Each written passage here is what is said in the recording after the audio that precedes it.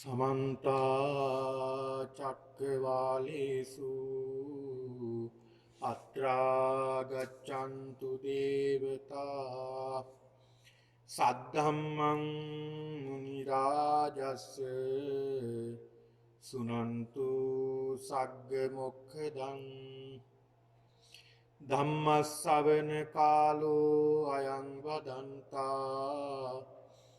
धम्मश्रवण कालो अयं वदन्ता धम्मश्रवण कालो अयं वदन्ता नमो तस् भगवतो अरहतो सम्मा सम्बुद्धस्स नमो तस् भगवतो अरहतो सम्मा सम्बुद्धस्स नमो तस् भगवतो अरहतो सम्मा सम्बुद्धस्स आराम रूपा वन रूपा ये जना सेतु कारका पपंच उदपानंच ये ददन्ति उपास्यं ते दिवाच रत्तोच सदा पुण्यं भवद्दति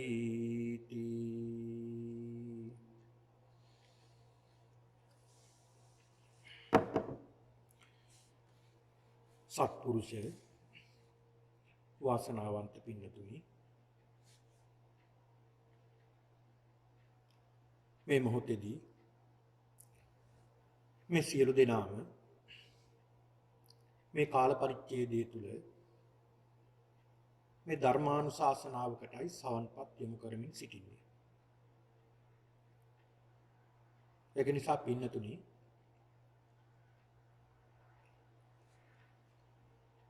අද දවසේදී මේ ධර්ම දේශනාව සඳහා මම මාතෘකා බවට පත් කරගන්න ගත්තේ ඊටමත් වටිනා කාරණාවක් මතු කරන්ටයි මම මේ පින්නතුන්ට මේ ධර්ම දේශනාවේදී තෝරගත්තේ. ඒකට හේතුව තමයි පින්නතුනි අපි බොහෝ කාලයක් මේ ධර්ම දේශනා මාලාවෙන් ඒ වගේම භාවනා වැඩසටහන් තුලිනුත් අපි බොහෝ දුරට සාකච්ඡා කළේ කතා කළේ ජීවිතයේ තියෙන අස්තිරතාව පිළිබඳව. කෙටියෙන්ම කිව්වොත් පින්නතුනි අනිත්‍ය දුක්ඛ අනාත්ම කෙරෙහිමයි අපි කතා කළේ. අනිත්‍ය පිළිබඳවමයි අපි සාකච්ඡා කළේ. දුක පිළිබඳවමයි. අනාත්ම කියන කාරණාව පිළිබඳවමයි සාකච්ඡා කළේ. දැන් භාවනා කරනකොටත් දැන් පිළිකුල් භාවනා කරන්න බොහෝම අකමැත්තෙන් අපි මේවා අපේ ශාරීරික කොටස් දකින්න අපි හරි අකමැතියි. ඒ වගේම අවිඥාන අසුභය ගැන මෙනෙහි කරන්න අපි හරි අකමැතියි. මృత ශරීරය දිහා බලාගෙන භාවනා කරනවා කියන හරි පිළිකුල් දෙයක්. හරි අකමැති දෙයක්. එතකොට පින්නතුනි මෙන්න මේ කාරණා නිසා සමහරවිට කෙනෙකුට එපා වෙන්න ඉඩ තියෙනෝනේ. අනේ මේ බුදුදහමේ මේ අනිත්‍ය දුක්ඛ අනාත්ම විතරමද මේ කියන්නේ කියලා ගැටලුවක් එනවා. සැබැවින්ම අපි පොඩ්ඩක් කල්පනා කරලා බැලුවොත් පින්නතුනි. අපි ටිකක් කල්පනා කරලා බැලුවොත් ඇත්තටම බොහෝ දෙනෙක් බුදුදහම කෙරෙහි තියෙන ආකල්පය තමයි මේ බුදුදහමේ කියන්නේම අනිත්‍ය දුක්ඛ අනාත්ම ගැනම විතරයි නේද? මේ ත්‍රිලක්ෂණය ගැන දුකයි හැමදාම පන්සලට ගියොත් දුකම තමයි. දුක ගැනමයි කියන්නේ. ඒක නිසා බොහෝ තරුණ පිරිස් මේ පන්සලට එන්නේ නැහැ. දැන් මේ ගැන නෙමෙයි මම මේ සඳහන් කළේ ලංකාවේ තරුණ පිරිස් සීල් සමාදන් වෙන්න බොහෝ විට අඩුයි තරුණ පිරිස. වයසක අම්මලා ටිකක් තමයි වැඩිපුර ඉන්නේ. තාත්තලාත් බොහොම එක්කෙනෙක් දෙන්නේ තුන් දෙනෙක් විතර ඉන්නවා එච්චරයි. මොකද බොහෝ දෙනෙක්ගේ බොහෝ බෞද්ධයන්ගේ ආකල්පයක් තියෙනවා ඉතින් බණ භාවනා කරන්නට ඕනේ, පන්සල් යන්න ඕනේ. ඉතින් වයසට ගියාමනේ. දැන් ඉතින් යන තැනකට මොනවා හරි කරගන්න එපා කියලා කල්පනා වෙන්න වයසට ගියාම. එතකොට එහෙම හිතන එක සාධාරණද? එතකොට ආකල්පයක් එනව නේද? එන බුදුදහම කියලා කියන්නේ වයසට ගියාට පස්සේ තියෙන දර්ශනයක් විතරයි කියලා. බුද්ධහම කියන්නේ වයසට ගියාට පස්සේ ඊළඟ දැන් එහෙමත් අර්ථයක් තියෙනවා. ඉතින් ලබන ආත්මෙට මොනවා හරි කරගන්න එපා. යන තැනකට එහෙමනේ කියන්නේ අපි නේ. යන තැනකට ඉතින් මොනවා හරි කරගන්න එපා අපි කියලා කියන්නේ. ඒතකොට ඉන්න තැනට බුද්ධහම අවශ්‍ය නැද්ද? ඒතකොට එහෙම ගැටලුවක් එනවා. ඒතකොට පින්නතුනි බුදුරජාණන් වහන්සේ යථාර්ථය තමයි පින්නතුනි සියල්ල වෙනස් වෙනවා. සියල්ල අනිත්‍යයි. සියල්ල දුකයි. සියල්ල අනාත්මයි. ඒක යථාර්ථය. ඒක තමයි බුදුරජාණන් වහන්සේ දේශනා කළ එකම යථාර්ථය දේශනා කළේ අනිත්‍ය දුක්ඛ අනාත්ම ත්‍රිලක්ෂණය. හැබැයි මේ පින්නතුන්ට අද මම මේ දේශනා කරන්නට යන්නේ මේ අනිත්‍ය දුක්ඛ අනාත්ම පිළිබඳව නෙමෙයි. මේ බුදුරජාණන් වහන්සේ සැබවින්ම අනිත්‍ය දුක්ඛ අනාත්ම පමණක් නොවේ මේ ලෝකය ගැන, ඒ වගේම පරිසරය ගැන, මේ ධර්මතා ගැන බොහොම සුන්දරව දේශනා කරපු දේවලුත් තියෙනවා. ඉතින් පින්නතුනි මේ සූත්‍ර දේශනා දිහා බලනකොට මට හිතෙනවා මේ බුදුදහම තරම් සුන්දරත්වයක් ගැන, ලස්සනක් ගැන කතා කරන වෙනත් දර්ශනයක් නැහැ කියලා මට හිතෙනවා. බුද්ධහම තරම් වෙනත් ආගම්වල දර්ශනවල මේ තරමට කතා කරන්නේ නැහැ සුන්දරත්වයක් ගැන. බුද්ධහම ඒ තරමට මේ සුන්දර දේවල් පිළිබඳව බුදුහාමුදුරු වර්ණනා කරලා තියෙනවා. සුන්දරත්වයේ පිළිබඳව. පොඩක් ඒ පිළිබඳව මේ පින්නතුන්ට අද මේ ධර්ම දේශනාවේදී කියලා දීමටයි සූදානම් වෙන්නේ මේ ධර්මානුශාසනාව විදිහට. ඉතින් මේ සුන්දරත්වයේ අපි දැනගන්න ඕනේ. ඒ සුන්දරත්වයේ තුලින් කොහොමද අපි යථාර්ථය අවබෝධ කරගන්නේ කියන එකත් අපි දැනගන්නට ඕනේ. පින්නතුනි, ඊටමත් ලස්සන කතා පුවතක් මට මතක් වෙනවා. කොහොමද මේ සුන්දරත්වයේ තුලින් කෙනෙක්ව ප්‍රඥාවට අරගෙන ගියේ කියලා. ඒ සරියුත් මහරහතන් වහන්සේ. අපි සඳහන් කරමුකෝ උන්වහන්සේ සරියුත් හාමුදුරුවෝ කියලා. මේ සරියුත් හාමුදුරන්ගේ එක්තරා ගෝලයෙක් හිටියා. ශ්‍රාවකෙක්, ගෝලයෙක්, ශිෂ්‍යයෙක්, ස්වර්ණකාරක කියලා. ඒ හාමුදුරන්ගේ නම ස්වර්ණකාරක, ඒ ස්වාමීන් වහන්සේගේ නම. උන්වහන්සේ පැවිදි වුණාට පස්සේ මේ සරියුත් හාමුදුරුවෝ උන්වහන්සේට කමඨහනක් කියලා දුන්නා. කමඨහනක් කියලා කියන්නේ භාවනා කරන්න නිමිත්තක්, කර්මස්ථානයක්. බුද්ධානුස්සතිය වේවා, ධම්මානුස්සතිය වේවා, සංඝානුස්සතිය වේවා, සීලානුස්සති, ත්‍යාගානුස්සති, දේවතානුස්සති, ඊළඟට ආනාපාන සති, මේ වගේ අරමුණක්, මෛත්‍රී භාවනාව වේවා, මේ වගේ අරමුණක් කියලා දුන්නා. භාවනාවක් කියලා දීලා උන්වහන්සේ කියලා දුන්නාට පස්සේ උන්වහන්සේ වනාන්තරයේ තියෙන කුටියක්, ඒ කුටියට ගිහලා උන්වහන්සේ විවේකීව දැන් භාවනා කරනවා. භාවනා කරගෙන යනකොට පින්නතුනි ටික කාලයක් භාවනා කළා උන්වහන්සේ ආයාපහු සරියුත් හාමුදුරුවෝ හාන එනවා. තමයි ගුරුවරයානේ. සරියුත් හාමුදුරුවෝ ඒ හොයාගෙන ඇවිල්ලා සඳහන් කරන අනේ ස්වාමීනි මේ කමඨහන මට හරියන්නේ නැහැ. ස්වාමීනි මට වෙන කමඨහනක් ලබලා දෙන්න. තවත් කමඨහනක් දුන්නා. ඒ කමඨහනත් ඉගෙනගෙන ගිහිල්ලා අර වනාන්තරයට ගිහිල්ලා හොඳට භාවනා කරනවා. දැන් ඉතින් ටික කාලයක් භාවනා කළා ප්‍රතිඵල එන්නේ නැහැ. ආය ආපහු වෙනවා. අනේ ස්වාමීනි මට තව වෙන කමඨහනක් ලබා දෙන්න. ඒකත් හරියන්නේ නැහැ. මෙහෙම අවස්ථා ගන්නාවක කමඨහන් ලබා දුන්නා එකක්වත් හරියන්නේ නැහැ. එක අවස්ථාවක බලනවා මේ සරියුත් හාමුදුරුවෝ මේ භික්ෂුව කමටහන් ඉගෙනගෙන ගිහිල්ලා දානේ වළඳලා නිදාගෙන ඉන්නවා ඇති. මේව වඩන්නේ නැතුව ඇති. බලන්න ඕනේ මොකද කරන්න කියලා කමටහනක් කියලා දීලා උගන්වලා කුටියට ගියාට පස්සේ උන්වහන්සේ පස්සේ හිමීට ගිහිල්ලා විපර්ශනේ විවරම් කරලා බලනවා ඇත්තටම භාවනා කරනවා. ඇත්තටම භාවනා කරනවා. හිමිදිරි උදෑසන අවදි වෙනවා, වතාවත් කරනවා, භාවනා කරනවා. බොහෝම උත්සාහවත් වෙනවා. හැබැයි ප්‍රතිඵල නැහැ. ප්‍රතිඵලයක් නැහැ. ඊට පස්සේ කල්පනා කරනවා දැන් සරියුත් හාමුදුරුවෝ සඳහන් කළේ අපි ඔබ වහන්සේ රහත් වෙලාම රහත් භාවයටපත් වෙලාම බුදුහාමුදුරුවෝ බලන්න යමු කියලා තමයි සාකච්ඡා කරන්න තිබුණේ. ඒකට තමයි මේ ස්වර්ණකාරක හාමුදුරුවෝ උත්සාහ කළේ. හැබැයි ප්‍රතිඵල නැහැ. ඊට පස්සේ සඳහන් කරනවා දැන් ඉතින් කරන්න දෙයක් නැහැ. බුදුහාමුදුරුවෝ හම්බෙන්න යන්නේ කියලා එක්කලා ගියා. එක්කලා ගියාට පස්සේ සරියුත් හාමුදුරුවෝ හඳුනලා දෙනවා ස්වාමීනි භාග්‍යතුන් වහන්සේ මේ පළවෙනි වතාවට තමයි බුදුහාමුදුරුවෝ දකින්නේ. ස්වාමීනි භාග්‍යතුන් වහන්සේ මේ මම පැවිදි කළ ශිෂ්‍යයා ස්වර්ණකාරක. ස්වාමීනි මෙන්න මේ වගේ මම කමටහන් ලැබලා දුන්නා අවස්ථා ගණනාවක නමුත් ප්‍රතිඵලයක් උනේ නැහැ. ස්වාමීනි මේ භික්ෂුව මේක කමටහන් වඩනවද භාවනා කරනවද කියලා බලන්නත් මම විපරම් කළා. ඇත්තටම භාවනාත් කරනවා. ප්‍රතිඵල නැහැ කියලා සඳහන් කළා. මේ කතාව අහගෙන ඉන්නකොට බුදුරජාණන් වහන්සේ මාන බුදුහාමුදුරනේ ප්‍රඥාව මොනතරම් ප්‍රඥාවද කෙනෙක් දිහා බලන උන්වහන්සේ මේක අහගෙන ඉන්න ගමන් උන්වහන්සේ දැන් දකිනවා මේ ස්වර්ණකාරක හාමුදුරුවන්ගේ ඉන්ද්‍රියන් වර්ධනය වෙලාද කියලා. සද්ධා, විරිය, සති, සමාධි, ප්‍රඥා කියන මේ ඉන්ද්‍රියන් වර්ධනය වෙලා තියෙනවද කියලා උන්වහන්සේ බලනවා. බලලා උන්වහන්සේ බලනවා හරියටම මෙයාට මොකක්ද දෙන්න ඕනේ දේ කියලාත් දකිනවා. ඒක වෙන කෙනෙකුට බෑ. දැන් බුදුහාමුදුරන්ට පස්සේ මේ ශාසනයේ භාරකාරීත්වයේ තියෙන්නේ සරියුත් හාමුදුරන්ට. බෑ සරියුත් හාමුදුරන්ටවත් ඒක දකින්න බෑ. උන්වහන්සේ ගෝලයා වෙලා.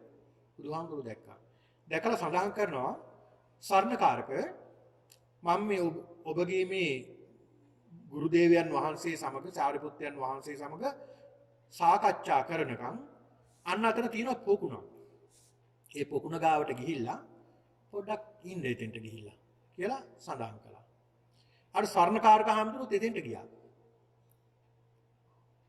එතෙන්ට ගියාට පස්සේ පින්නතුනි දැන් උන්වහන්සේ ඉතින් අර පොකුණ දිහා බලා ඉන්නවා. හරි ලස්සනයි. නෙළුම් මලුත් පිපිලා තියෙනවා. ඉතින් බොහෝම ලස්සනයි. උන්වහන්සේගේ සිත ඇදිලා ගියා අර ලස්සනට, සුන්දරත්වයට. හිත ඇදිලා යනවා. එතන තිබුණ ලස්සන නෙළුමක් පිපිලා. හරි විශාල ලස්සන නෙළුමක්. මේක දිහා හොඳට බලාගෙන හිටියා. හරි ලස්සන නෙළුමක් නේ කියලා. අන්න බලන්න පින්නතුනි. උන්වහන්සේට පෙර උන්වහන්සේ දැන් ස්වර්ණකාරක කියන මේ හාමුදුරුවෝ බුදුහාමුදුරුවෝ දකින්න ප්‍රඥාවෙන්. ප්‍රඥාවෙන් හොඳට දකින්න කවුද මේ කොහොම කෙනෙක්ද කියලා. උන්වහන්සේ දැන් අර නෙළුම දිහා බලාගෙන ඉන්නවා. හරි ලස්සන, හරි සුන්දර නෙළුමක්. හරිම ලස්සන. උන්වහන්සේ හරි පැහැදීමක් ඇති වුණා. හරි සුන්දරයි මේ නෙළුම. බලාගෙන ලස්සන බලාගෙන ඉන්නකොට ටික ටික පෙති ගිලිහෙන්න ගත්තා. පෙති ගිලිලා අර තමන් පෙර දැක්ක ලස්සන මල නට්ටක් බවට පත් වුණා. උන්වහන්සේ කල්පනා කරනවා පෙර මම ලස්සනයි කියලා මේක දැක්කනේ. බොහොම ලස්සන නෙළුම් මලක් නේ තිබුණේ. හරි සුන්දර නෙළුම් මලක්. දැන් මේක කිසි වැඩකට නැද්ද යන්නේ. මේ මොකද මේකට උනේ? මේ නෙළුම් මලේ ටික ටික පෙති පර වුණා නේද? පෙති ගිලිහුණා නේද? මේ මොකද්ද මේකට උනේ? මම කලින් ලස්සනයි කියලා හිතාගෙන හිටියා නේ මේ නෙළුම් මල. දැන් ලස්සනක් නෑනේ. කියලා ඔන්න උන්වහන්සේ ඒ ගැන කල්පනා කරන්න ගත්තා. කල්පනා කරන උන්වහන්සේ වැටහෙන්න ගත්තා. ඉතින් නෙළුම් මල වගේ ඉන්නේ මගේ කයත්. මේ අපේ ශරීරයත් මේ වගේ ලස්සනයි කියලා හිතා ඉන්නවා. එන්න විනාශ වෙනවා. විනාශය කරා යන්නේ. ඔන්න උන්වහන්සේ ටිකෙන් ටික අන්න ඉන්ද්‍රියන් වර්ධනය වෙන්න ගත්තා. ඉන්ද්‍රියන් වර්ධනය වෙලා ඒකම මෙනෙහි කරමින් එතනම රහත් භාවයටපත් වුණා. මොකද මේ වුනේ?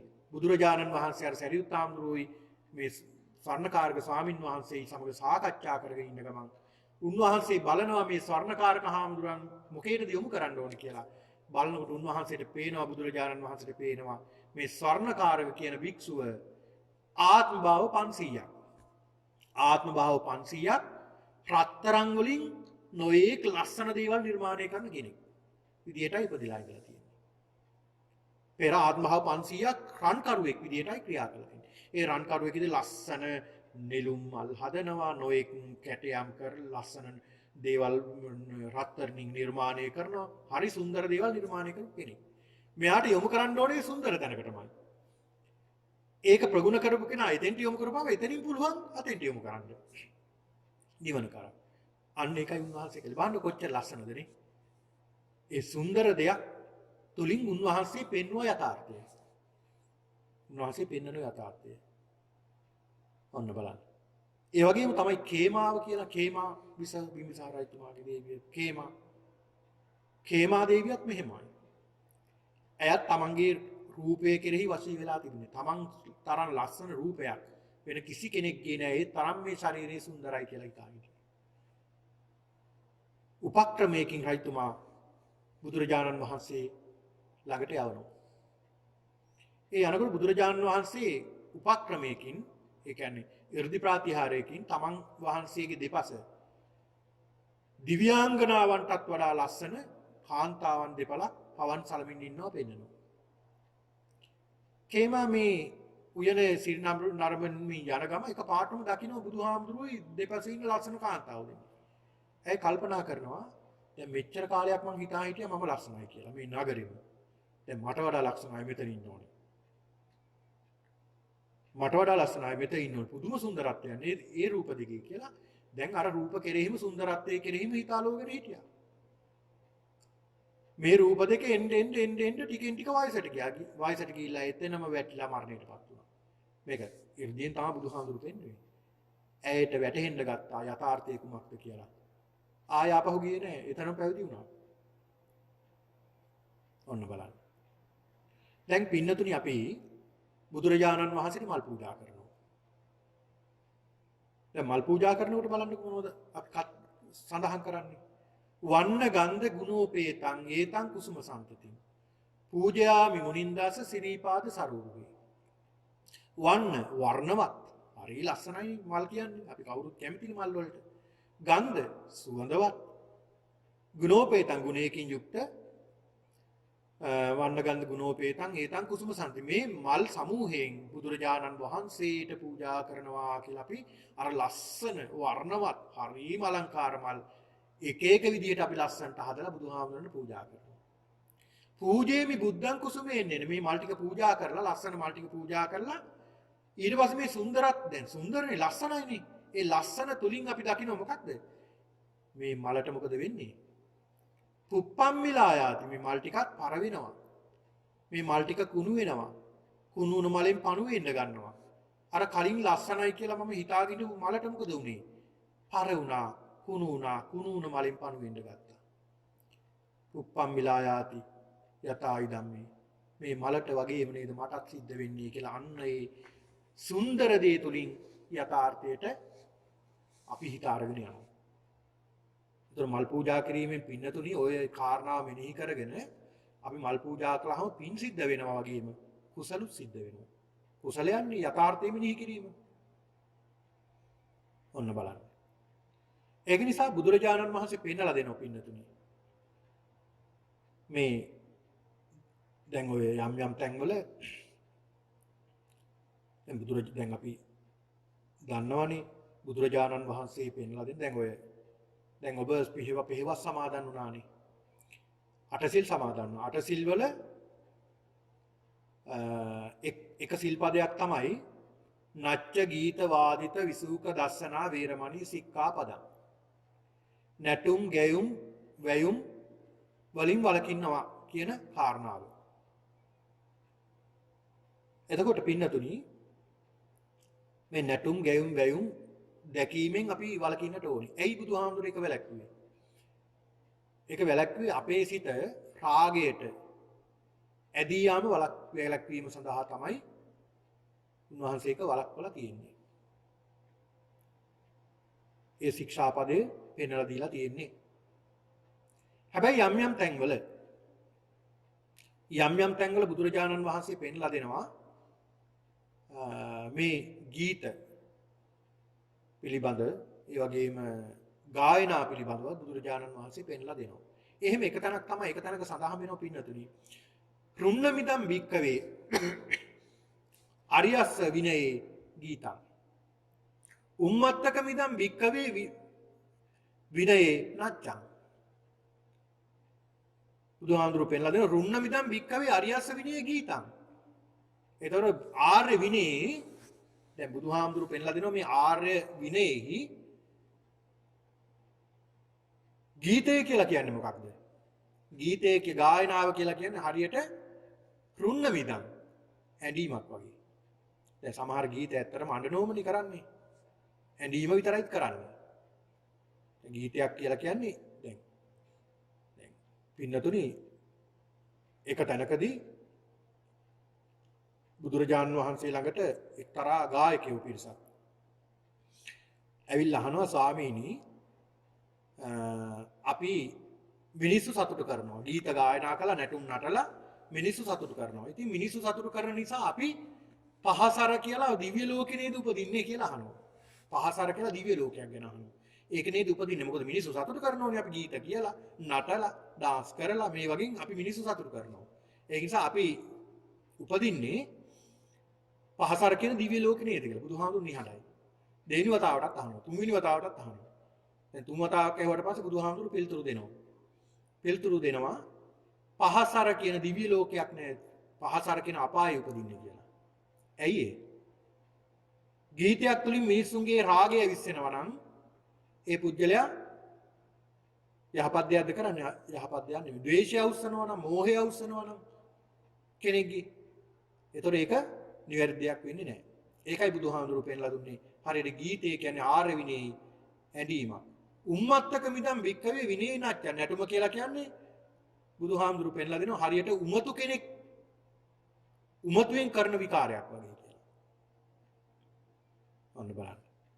එතකොට පින්නතුනි මේ සුන්දරත්වය පිළිබඳව මේ බුදුරජාණන් වහන්සේ පෙන්ලා දෙන තැන්වල අපිට සඳහන් කරන්න පුළුවන් ඒක කොටස් දෙකකට. එකක් තමයි ලෞකික සුන්දරත්වය සහ ලෝකෝත්තර සුන්දරත්වය. ලෞකික සුන්දරත්වය සහ ලෝකෝත්තර සුන්දරත්වය පිළිබඳව. ලෞකික දේවල් ගැන බුදුරජාණන් වහන්සේ වර්ණනා කරලා තියෙනවා. ලෞකික දේවල් පිළිබඳව. ඒ වගේම ලෝකෝත්තර සුන්දරත්වයක් පිළිබඳවත් බුදුහාමුදුරු පෙන්ලා දීලා තියෙනවා. ලෞකික දේවල් පිළිබඳවත් ලෝකෝත්තර දේවල් පිළිබඳවත් බුදුරජාණන් වහන්සේ සුන්දරත්වයක් පෙන්වලා දීලා තියෙනවා. දැන් බලන්නකො ලෞකික දේවල් පිළිබඳව දැන් අපි කියනෝනේ සැප පිළිබඳව කතා කරනෝනේ. සැප පිළිබඳව කතා කරනකොට අපි කියනවද ගිහි දුක කියලා කියනවද? ගිහි දුක කියලා කියන්නේ අපි. මොකක් කියලාද කියන්නේ? ගිහි සැප කියන්නේ අහලා තියෙන්නේ. ගහට්ට සුඛ, ගිහි සැප, පැවිදි සැප. කම් දුක කියනවද? අහලා තියෙනවා කම් දුක කියලා කියනවා. අහලා නැහැනේ. කම් සැප කියලානේ අහලා තියෙන්නේ. කාම සුඛ, සුකල්ලිකාන කම් සැප. ඒතකොට ඒ තුල තියෙන්නේ ඒ සැපක් ගැන තමයි කියන්නේ. හැබැයි සැප කියලා කිව්වට එතනක් තියෙන්නේ දුක. හැබැයි ලෞකික විදියට බලපුවම සැපක් විදියට තමයි මිනිස්සු ගන්නෙ. તો ලෞකික සැප සුන්දරත්වයක් පිළිබඳව බුදුහාමුදුරු පෙන්ලා දීලා තියෙනවා. ඒ වගේම තමයි ලෝකෝත්තර සුන්දරත්වය. ලෝකෝත්තර සුන්දරත්වයේ පින්නතුනි හරි පුදුමයි. හරි ලස්සනයි මේ ලෝකෝත්තර සුන්දරත්වයේ හොයාගෙන යන පුජ්‍යලයට මේ ලැබෙන්නා වූ ලෝකෝත්තර සුවය සුන්දරත්වය මෙච්චරයි මේ පමණයි කියලා අපිට කියන්න බැරි තරම් ඒ තරම් සුන්දරත්වයක් තියෙනවා. අපි ඉස්සරහට මේ පින්නතුන්ට මම කියලා දෙන්නම් මේ පිළිබඳව. මේ ලෞකික සුන්දරත්වය ගැන සාකච්ඡා කරන සහ මේ ලෝකෝත්තර සුන්දරත්වය ගැන සාකච්ඡා මේ පින්නතුන්ට පැහැදිලි කරලා දෙනකොට පින්නතුනි ලෝකෝත්තර සුන්දරත්වයේ අග්‍රම ඵලය මොකක්ද? සුන්දරත්වයේ අග්‍රම ඵලය තමයි සම්මා සම්බෝධිය. සම්බුද්ධත්වයේ තමයි සුන්දරත්වයේ අග්‍රම ඵලය. අග්‍රම ඵලය තමයි සම්බෝධිය ලබා ගැනීම මේ සුන්දරත්වයේ අග්‍රම ඵලය. ඒක තැනකදී පින්නතුනි බෝසතාණන් වහන්සේ ආර්ය පරියේෂණ සූත්‍රයේ සඳහන් වෙන මජ්ක්‍ධිම නිකායේ මෙන්න මෙහෙම සඳහන් වෙනවා රමණීයෝ ඒස භූමි භාගෝ පාසාදිකෝච වන සම්ඩිතෝ නදීච සම්දති සත්තකා සේතකා සුප්පතිට්ඨා තිත්තා රමණීයෝ මජ්ක්‍ධිම නිකායේ ආර්ය පරියේෂණ කියන මේ සූත්‍ර දේශනාවේ. උන්වහන්සේ ගිහි ගෙදර අතහැරලා අබිනිෂ්ක්‍රමණය කරලා උන්වහන්සේ තාපස ප්‍රවෘජාවෙන් පැවිදි වෙනවා. මේ පැවිදි වෙලා අර ගංගා තීරයට ඇවිල්ලා උන්වහන්සේ බලනවා මේ ගංගා තීරය දිහා. බලනකොට පුදුමාකාර ලස්සනක් පේන්නේ. සුන්දරත්වයක් පේන්නේ. උන්වහන්සේ සඳහන් කරනවා මේ බෝසතාණන් වහන්සේ රමණීයෝ ඒස භූමි භාගෝ මේ භූමිය නම් මේ බිම් කඩ නම් මේ භූමි භාගය නම් හරිම ලස්සනයි. හරිම සුන්දරයි. රමණීයෝ හරි රමණීයයි. පාසාදිකෝච වනසන්දිතෝ. ඒ කියන්නේ මේ වනාන්තරය හරිම දැකුම් කළුයි. හරි ලස්සනයි මේ වනාන්තරය. නදීච සම්දති. මේ වනාන්තරයේ මැදින් ලස්සන ගඟක් ගලාගෙන යනවා. ශ්වේතකා සුප්පතිත්තා රමණීයෝ. මේ සුදු පාට වැලි තලාව මේ ඉවුරේ තියෙන හරිම සුන්දරයි. මෙතන නම් බවුන් වඩන්ට කියාපු තැනක් කියලා උන්වහන්සේ එතන නතර වෙනවා. ඒ සුන්දරත්වය දැක්ක නිසා නතර වුණේ නේ. ලස්සන දැක්ක නිසානේ. දැන් අපිත් පින්නතුනි බොහොම ලස්සන තැනකට ගියාම බොහොම නිස්කලංක තැනකට ගියාම අපිටත් හිතෙනවා අනේ මෙතන කොච්චර ලස්සනද. මෙතන නම් භාවනා කරන්න හරි හොඳයි. මෙතන අපි පොඩ්ඩක් වෙලා ඉඳලා යමුද. පොඩ්ඩක් වාඩි වෙලා පොඩ්ඩක් නිවිසන්සිල්ල ඉඳලා යමුද කියලා අපි කියන අවස්ථා තියෙනවා. ඇයි එහෙම කියන්නේ? එතන හරි සුන්දරත්වයක් තියෙනවා. හිතට ලොකු සැනසීමක් දැනෙනවා. හිතට ලොකු සැනසීමක් දැනෙනවා. අන්න ඒ වගේ තැන් බුදුරජාණන් වහන්සේ පෙන්වලා දෙනවා. ඒ වගේ තැනක ඉන්නකොටත් හිත ලොකු සැනසීමකටපත් වෙනවා පින්නතුනි. හැබැයි බුදුරජාණන් වහන්සේ පෙන්වලා දෙනවා නතේ කාමායානි චිත්‍රානි ලෝකේ සංකප්ප රාගෝ පුරිසස්ස රාගෝ. නතේ කාමායානි චිත්‍රානි ලෝකේ සංකප්ප රාගෝ පුරිසස්ස සංකප්ප රාගෝ පුරිසස්ස කාමෝ.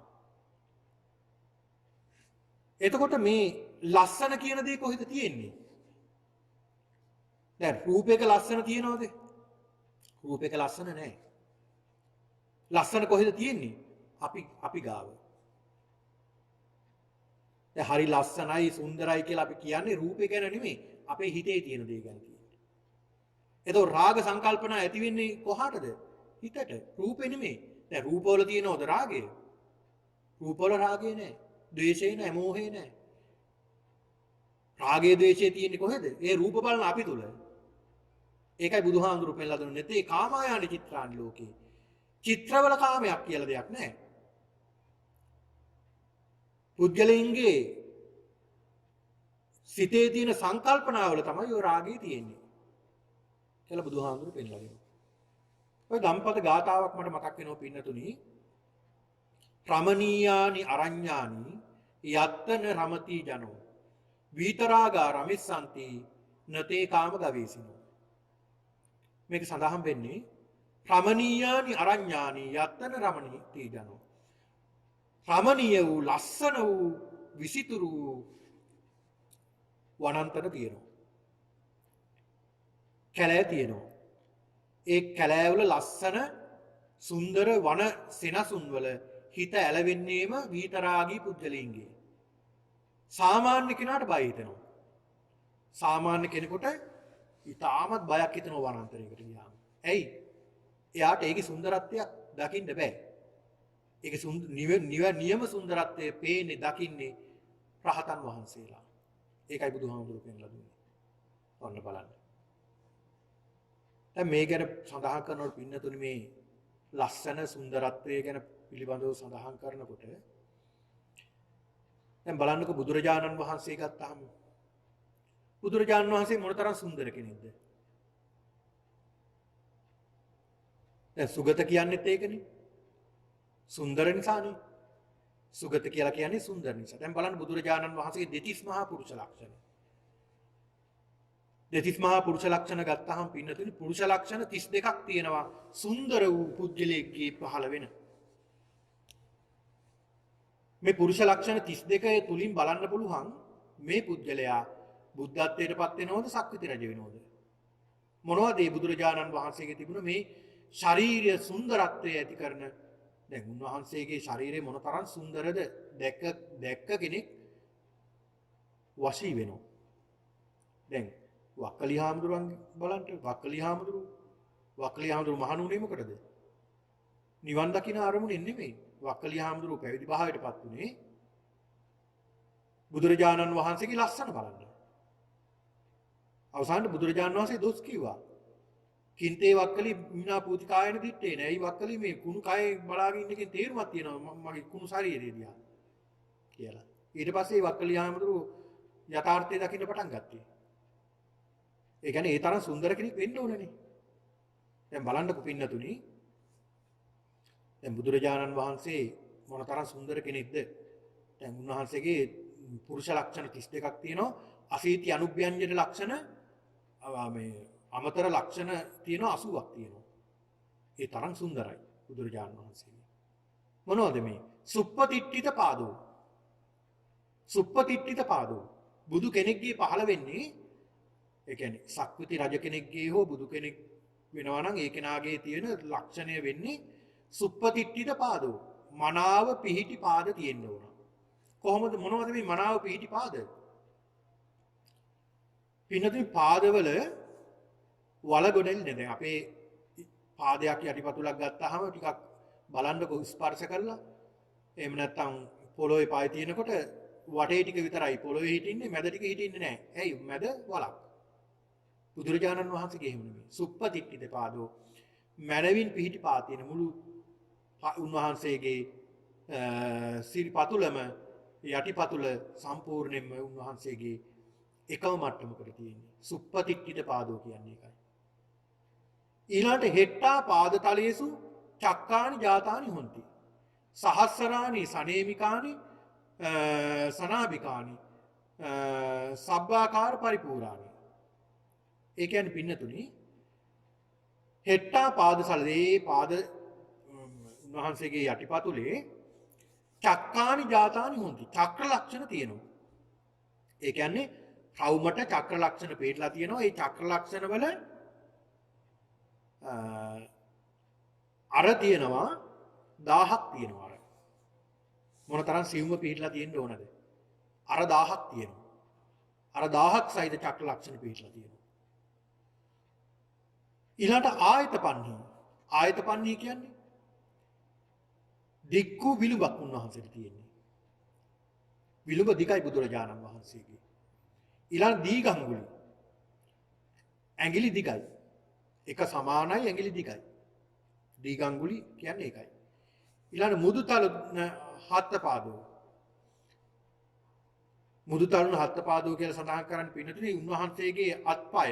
උන්වහන්සේගේ අත් දෙකයි උන්වහන්සේ සිරිපතුල් දෙකයි දෙකම හරීම මෘදුයි. සියුමැලි. එමයි පිටලා තියෙන්නේ. ජාල හත්පාදෝ. හරියට අත්පය නිකන් දැලක් බැඳා වගේ ලස්සනට පිටලා තියෙනවා. උස්සංග පාදෝ. උස්සංග පාදෝ කියලා කියන්නේ මේ පය උස් වෙලා තමයි තියෙන්නේ.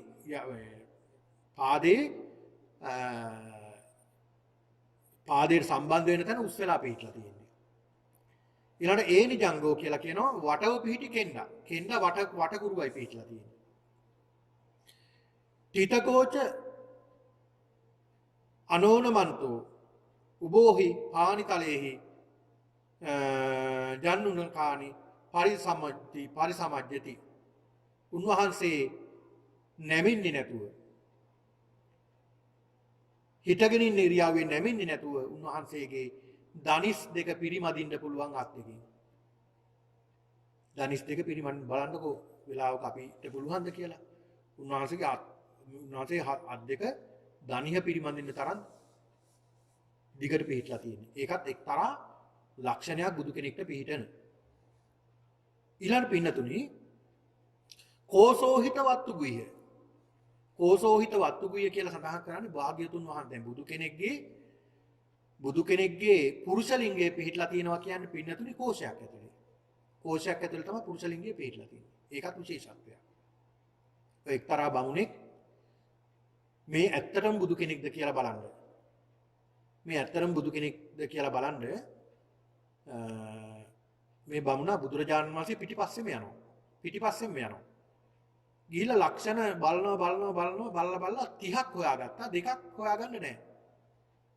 30ක් සොයාගත්තා ලක්ෂණ දෙකක් පේන්නේ නැහැ. ඒක නිසා එයාට සැකයක් නැතු වුණා මේ බුදු කෙනෙක් නම් නෙමෙයි වෙන්න ඇති. ලක්ෂණ දෙකක් හොයාගන්න නැහැ කියලා. ඊට පස්සේ බුදුරජාණන් වහන්සේ ඔහුට පමණක් පෙන්눔 කළා මේ ලක්ෂණ දෙක. ඊට පස්සේ ඔහු තේරුම් ගත්තා මේ බුදු කෙනෙක්ම තමයි කියලා. ඒක සූත්‍රයක සඳහන් වෙන්නේ. එතකොට මේ කෝසෝහිත වත්තුකුය කියන්නේ ඒක. ඊළඟට සුවන්න වන්නෝ හෝති. කාංචන සම්ති. හත්තු. ඒ කියන්නේ උන්වහන්සේගේ ශරීරය හරියට රත්තරන් පාටයි. සුවන්න වන්නෝ. රත්තරන් පාට පිටලා තියෙනවා. ඊළඟ සුකුම චවි හෝති. සුකුම චවියා රජු ජල්ලං කයේ නලිප්පති. මේ ශරීරයේ උන්වහන්සේගේ සිවිය එහෙම නැත්නම් උන්වහන්සේගේ මේ හම ඊටාමත් සියුම්මයි පිටලා තියෙනවා. උන්වහන්සේගේ චවි වර්ණේ චවි කියන්නේ හම ඊටාමත් සියුම්. මොන තරම් සියුම්ද කියනවා නම් පින්නතුනි අඩුතරමේ දුවිලි පොදක්වත් ගෑවෙන්නේ නැහැ. දුවිලිවත් හැදෙන්නේ නැහැ උන්වහන්සේගේ ශරීරය. ඒ තරමට සියුම්. දැන් සඳහන් කරනවානේ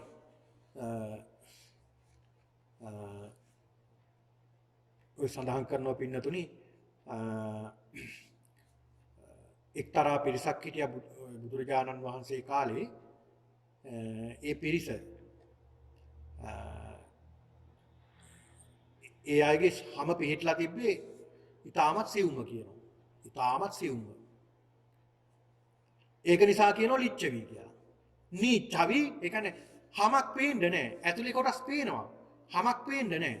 ඒ කියන්නේ හැම ඊටමත් සිවුම්. ඒක නිසා නීචවි ලිච්ඡවිම. ලිච්ඡවි කියලා හැදුනේ එහෙමයි. කියනවා. ඒ තරම් ලස්සනයි. දැන් බුදුහාමුදුරු දේශනා කරන වික්ෂුන් වහන්සේලාට මහණෙනි දෙවියෝ බලන්න ඕන නම් දෙවියෝ කොහොමද කියලා බලන්න ඕන නම් අන්න ලිච්ඡවි රජවරු දිහා බලන්න. ලිච්ඡවි රාජ දිහා බලන්න ආන් දෙවිවරු වගේ තමයි. ඒ තරම් ලස්සනයි කියන්නේ. ඒ තරමට ලස්සනයි කියන්නේ. ඒතර බුදුරජාණන් වහන්සේගේ චවියත් ඊටාමත් සියුම පිහිටලා තියෙන්නේ. ඒ සියුම්කම වැඩි නිසා දූලි පොදක්වත් රැඳෙන්නේ නැහැ. හරියට නෙළුම් කොලේ ජලය රැඳෙන්නේ නැහැ වගේ. ජලය ගෑවෙන්නේ නැහැ වගේ. ඊළඟ පින්නතුනි ඒකේක ලෝමෝ හෝති. ඒකේකානි ලෝමානි ලෝමකූපේසු ජාතානි. ඒකේක ලෝමා හෝති. ඒ කියන්නේ උන්වහන්සේගේ මේ ශරීරයේ එක තැනක එක ලෝමකූපේ පිහිටලා තියෙන්නේ. දැන් අපේ ශරීරයේ බලපුවම එක තැනක දෙක තුනක් පිහිටලා තියෙනවා. හැබැයි භාග්‍යවතුන් වහන්සේගෙන් එහෙම නෙමෙයි. බලන්න මොන තරම් සුන්දරත්වයක්ද මේ බුද්ධ ශරීරයේ තියෙන්නේ. එක තැනකින් එක ලෝම කූපය උන්වහන්සේගේ හට අරගෙන තියෙන්නේ. ඊළඟට පින්නතුනි උදග්ග ලෝමෝ හෝති. උදග්ගානි ලෝමානි ජාතානි නීලානි අංජන වන්නානි කුණ්ඩලාවත්තානි පදක්කිනාවත්තක ජාතානි. ඒ කියන්නේ උන්වහන්සේගේ මේ ශරීරයේ තියෙන ලෝම කූප කැරකිලා තමයි තියෙන්නේ. උදග්ග ලෝම හොතේ ඒ කියන්නේ උඩු පැත්තට කැරකිලා තියෙනවා. උඩට තමයි හැරිලා තියෙන්නේ. දැන් අපි එන පල්ලෙහාටනේ. උන්වහන්සේගේ උඩු පැත්තට තමයි මේ ශරීරයේ ලෝම කූප හැරිලා තියෙන්නේ.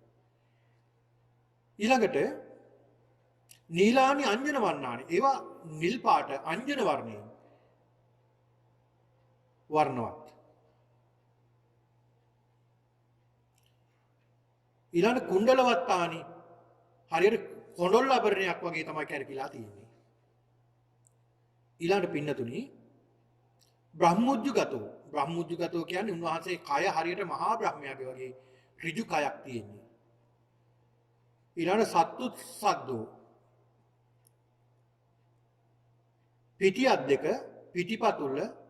පිටිපතුල් දෙක අංශකූට දෙක කඳ යන තැන් හතක් උස්ස පිරිපුන්න වෙట్లా තියෙන භාග්‍යවතුන් වහන්සේගේ.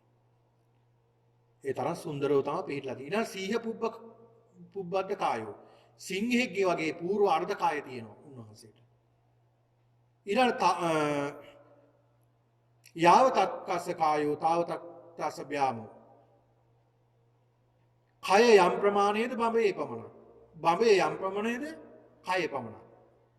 ඒ කියන්නේ කයේ පමණ තමයි බඹේ තියෙන්නේ, බඹේ පමණ තමයි කවේ තියෙන්නේ. එහෙමයි පිටලා තියෙන්නේ. ඊළඟ පින්නතුනි සමවත්තක් හන්දෝ. සම වූ වට වූ උන්වහන්සේට ගෙලක් තියෙනවා. මේ ගෙල හරියට දැන් අපි මේ වගේ මේ තැන් තැන් වලින් මතුවෙලා නැහැ. බුදුරජාණන් භාග්‍යතුන් වහන්සේ නමක්ගේ හරියට වටකුරුව ලස්සනට පිහිටලා තියෙනවා මේ ගෙල. ඒ තරම් ලස්සනයි බුදුරජාණන් වහන්සේගේ රූපකාය. ඊළඟට පින්නතුනි සඳහන් කරනවා රස සග්ගී. ඒ කියන්නේ රසනහර තුඩුදුන් ගෙලක් තියෙනවා බුදුරජාණන් වහන්සේට.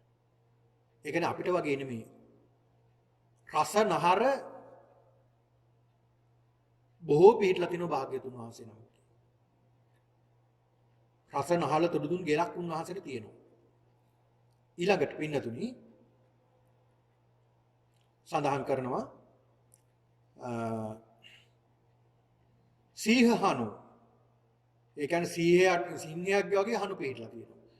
44 දන්තෝ දත් 40ක් පිහිටලා තියෙනවා. සමදන්තෝ ඒ දත් පිහිටලා තියෙන්නේ හරි සමානව. එක තැන කිව්වා සිදුරක්වත්, එක තැන කිව්වා හිදසක්වත් අසමානකම්වත් නැහැ. එක සමානව පිහිටි දත් පෙළක් උන්වහන්සේට තියෙනවා. අයිවර දන්තෝ කියන්නේ ඒකයි. විවර වෙලා නැහැ. සුසුක්ක දාටෝ හරියට සුදු දත් දෙපළක් උන්වහන්සේට තියෙන්නේ. පහූත ජීවෝ අන්න අනිත් කාරණාව තමයි පහූත ජීවෝ. පහූත ජීව කියන්නේ පින්නතුනි බුදුරජාණන් වහන්සේගේ දිව දික් කරපුවාම උන්වහන්සේගේ මූණ වහන්න පුළුවන් දිවෙන්. ඒ තරම් දිව උන්වහන්සේගේ දිගයි. ඒකට කියනවා පහූත ජීව කියලා. ඊළඟ බ්‍රහ්මසරෝ කරවික බාණී. කුරවීක කුරුල්ලාට වගේ බ්‍රහ්මනාදේ තියෙනවා. ඒක පසුවට මම මේ පින්නතුන්ට විස්තර කරලා දෙන්නම්.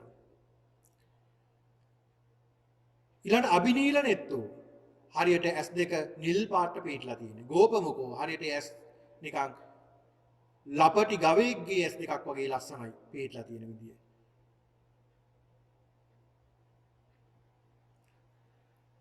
ඊළඟට සඳහන් කරනවා පින්නතුනි ඕදාත මුදුත් තුල සංහියෝ සුදු මොලොක් පුළුන් රොදක් වගේ ඌර්ණ රෝම ධාතු පිටලා තියෙනවා දෙබෑම අතර. ඊළඟට උන්නසීසෝ ඒ කියන්නේ නලල් හරියට නලල් පටියකින් වෙලුවා වගේ නල්ල පිටලා තියෙනවා. පිරිපුල් නල්ලක් උන්වහන්සේට තියෙනවා. ඉතින් මෙන්න මේ කියන දෙතිස් මහා පුරුෂ ලක්ෂණයන්ගෙන් සුන්දර වුණ කයක් තමයි බුදුරජාණන් වහන්සේට තියෙන්නේ. ඉතින් මේ වගේ භාග්‍යතුන් වහන්සේ දකින්නකොට කෙනෙක් පහදිනවනේ. ඒ දකින්නකොට පහදිනවා කෙනෙක්. ඒ තරම් සුන්දර කයක් තියෙන්නේ. දැන් බලන්නකො පින්නතුනි. සඳහන් වෙනෝනේ බුදුරජාණන් වහන්සේ උරුවේලාවේ උන්වහන්සේ උරුවේලාවට වඩින අතරතුර උරුවේලාව දක්වා වඩින අතරතුර උන්වහන්සේට හම්බ වෙන උපක කියන මේ ආජීවකයා. මේ උපක ආජීවකයා දකින්න බුදුරජාණන් වහන්සේ. උපක කවුද කියලා දන්නේ නැහැ මේ බුදුහාමුදුරුවෝ කවුද කියලා දන්නේ නැහැ. උපක කල්පනා කරනවා මේ මිනිස්සෙක්ද කියලා ටිකක් ලක්ෂණ බලනකොට මිනිහෙක් වෙන්නත් බෑ. දෙවියෙක්ද කියලා බලනවා. දෙවියෙක් වෙන්නත් බෑ. යක්ෂයෙක්ද කියලා බලනවා. යක්ෂයෙක් වෙන්නත් බෑ. අහනවා බුදුහාමුදුරන් කියලා කවුද ඔබ? දෙවියෙක්ද යක්ෂයෙක්ද මිනිස්සෙක්ද කවුද කියලා. බුදුහාමුදුරුවෝ දේශනා කරනවා සබ්බා බිබු සබ්බ විදුහමස්මි සබ්බේසු ධම්මේසු අනුප්පලිත්තෝ සබ්බංජයෝ තණ්හක්කයෝ විමුක්තෝ සයං අභිඤ්ඤා සමුද්දිසෙය්‍ය නමේ ආචාර්යවත්ති සදිසෝ මේන විජ්ජති සදේව කස්මින් ලෝකස්මින් නත්ති මේ පටිපුග්ගලා අහං යරහා ලෝකේ අහං සත්තානුත්තරා ඒකෝමි සම්මා සම්බුද්ධෝ සිතී භූතෝස්මි නිබ්බුතෝ බමුණ මම නිවිච්ච කෙනෙක් සැනහුණ කෙනෙක් මේ ලෝකේ එකම සම්මා සම්බුදුවරයා මමයි කියලා බුදුහාමුදුරු පෙන්නලා දෙනවා. ඒ තරම් සුන්දරත්වයක් තිබ්බ නිසානේ මේ ඔව් වශීුනේ බුදුමුනේ මේ කොහොම කෙනෙක්ද කියලා අන්න බලන්න. එදා පින්නතුණී බුදුරජාණන් වහන්සේ කාලේ ඒ දඹදිවදී සමහර අය බුදුරජාණන් වහන්සේ ළඟට යන්න හදනකොට ඒ අය වළක්වලා තියෙනවා. දැන් ඒ පිළිබඳව සෝන දණ්ඩ වක්කලි, උපාලි කියන මේ සූත්‍රවලදී අපිට දැක ගන්න පුළුවන් මේ බුදුරජාණන් වහන්සේ කෙරෙහි කොහොමද මේ අය ආකල්පයක් හදාගෙන තිබුණේ. ඒ අය සඳහන් කරන පින්නතුනේ බුදුරජාණන් වහන්සේ ගාව තියෙනවා කියලා ආවර්තනී මායාව කියලා එකක්. ආවර්තනී මායාව කියන්නේ කෙනෙක් ඇද ගන්න පුළුවන් මායාවක් තියෙනවා. ඒක නිසා යන්න එපා. දැන් සෝන දණ්ඩ යන්න හදනකොට කියනවා යන්න එපා. යන්න නම් එපා. ගියොත් ඉවර තමයි. එතෙන්ට ගියොත් ගිය කෙනෙක් ආපහු වෙන්නේ නැහැ. ඊළඟට චංකීටත් එහෙම කියනවා. උපාලි යන්න හදනකොට කියනවා උපාලි ගෘහපති යන්න හදනකොට කියනවා යන්න එපා. ගියොත් ඔතෙන්ට මේ ටික වෙයි. ආවර්තනී මායාවක් තියෙනවා. මේ මායාවෙන් ඇද ගන්නවා කියලා. අන්න බලන්න. ඒ කියන්නේ ඇත්තටම පින්නතුනි බුදුරජාණන් වහන්සේ ගාව එහෙම මායාවක් තිබෙන්නේ නැහැ. උන්වහන්සේගේ රූපකාය දකින්න කෙනෙක් පහදිනවා. ඊළාට එතෙන්ට ගිහලා බුදුහාමුදුරන්ගේ සුන්දරව බණහනකොට එයා සියල්ල අවබෝධ කරගන්නවා. බලන්න මොන තරම් සුන්දරත්වයක් බුදුරජාණන් වහන්සේ ගාව තියෙනවද? දැන් චත්තමානවක ගාථා දිහා බලන්න මොන තරම් ලස්සනද කියලා. දැන් බුදුරජාණන් වහන්සේ පෙන්ලා දෙනෝනේ. බුදුරජාණන් දැන් චත්තමානවකතුමා කෙරෙහි අනුකම්පාවෙන් බුදුරජාණන් වහන්සේ දා ගහක් යට වැඩ ඉන්නවා මාර්ගයේ.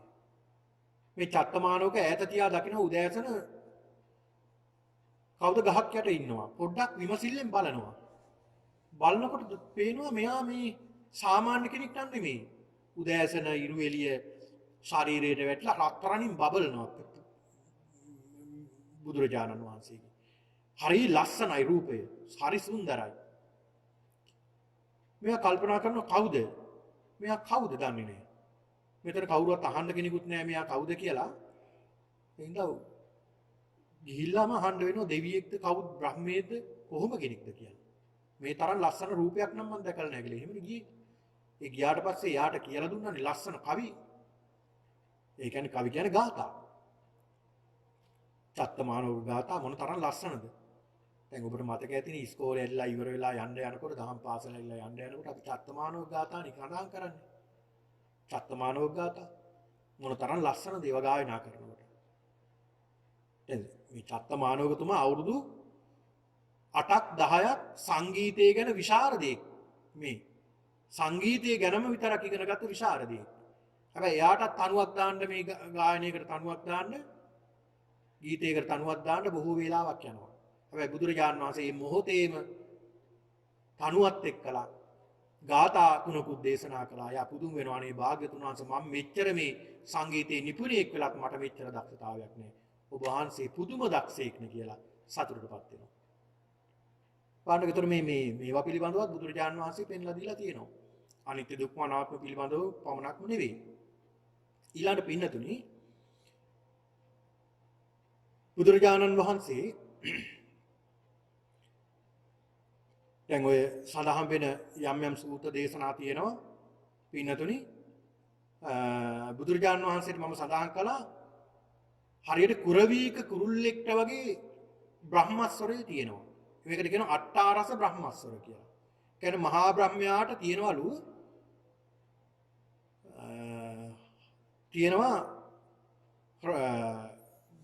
කතා කරනකොට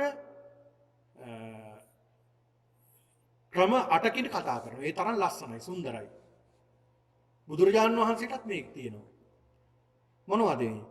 විස්සට්ඨිතා, විඤ්ඤයතා, අවසාරිතා, මඤ්ජුතා, බින්දුතා, සවනීයතා, ගම්බීරතා, නින්නාදතා කියන මේ අට්ඨාරස බ්‍රහ්මස්වරයට. මේක සඳහන් වෙන්නේ දීඝනිකායේ ජනවසව කියන මේ සූත්‍ර දේශනාවේ. දීඝනිකායේ ජනවසව කියන මේ සූත්‍ර දේශනාවේ.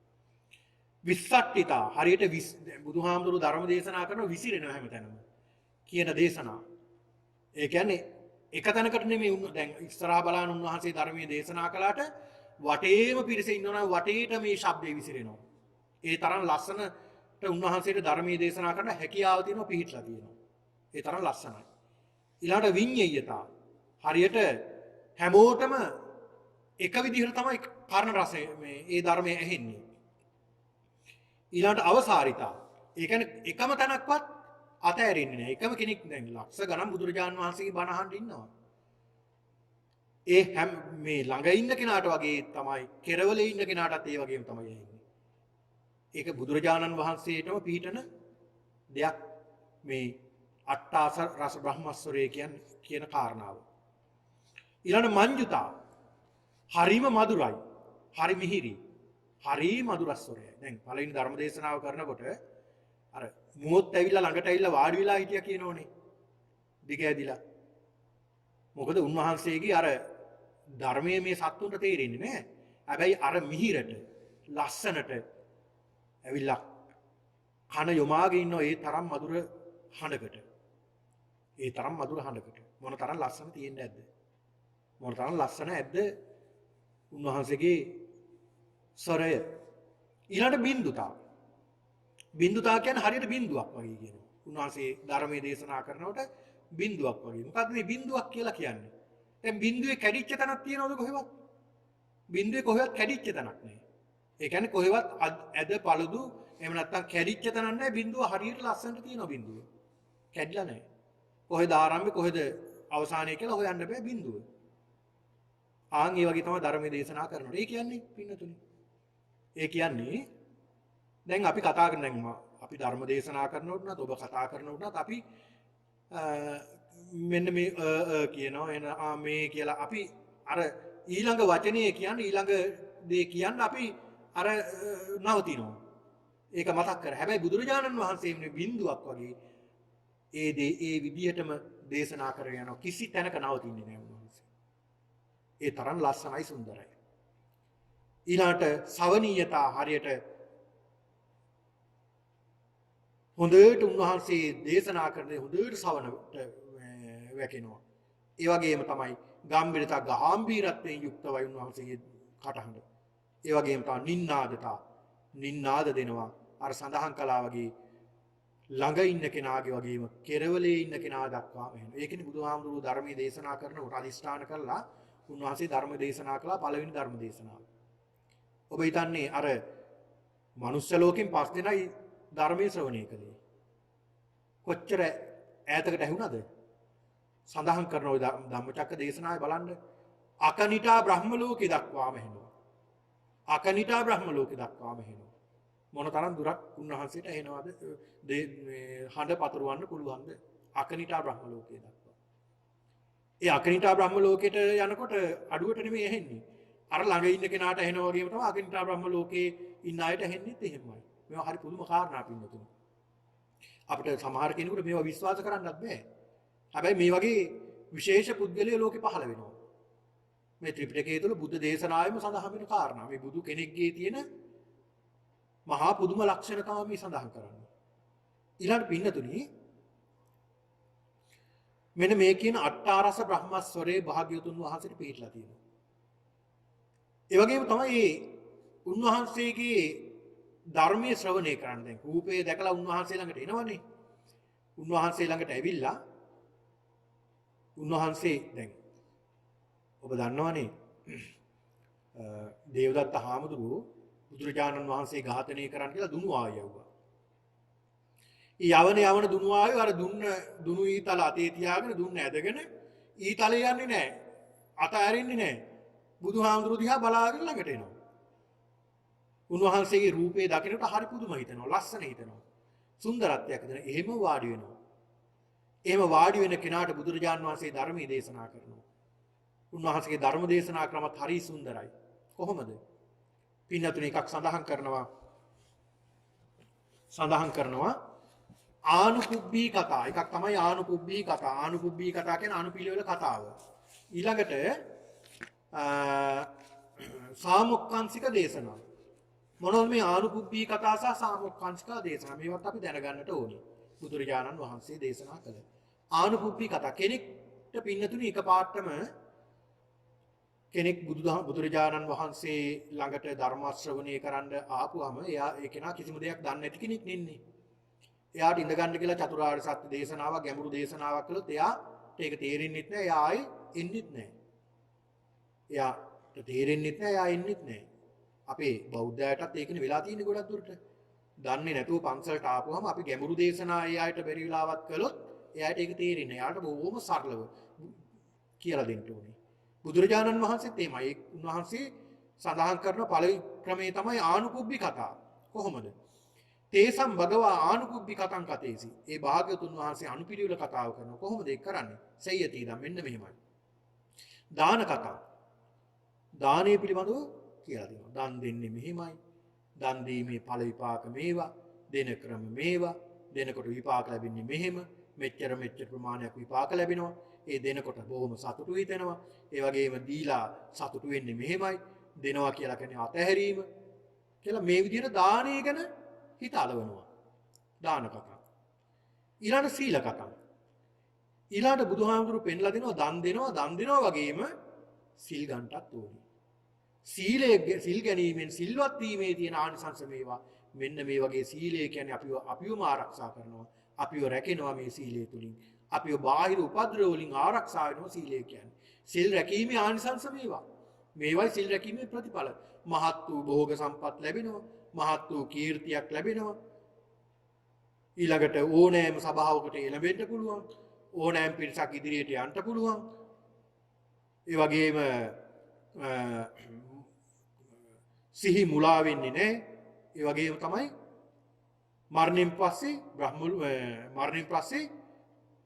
බ්‍රහ්ම ලෝකෙ උපදිනවා. එහෙම නැත්නම් සුගති භූමියක උපත ලබනවා. කියලා බුදුරජාණන් වහන්සේ පෙන්ලා දෙනවා. එතකොට එයාගේ හිත ඇලෙන්නේ නැද්ද? ඇලෙනවා. එතකොට දාණයට හිත ඇලුනා.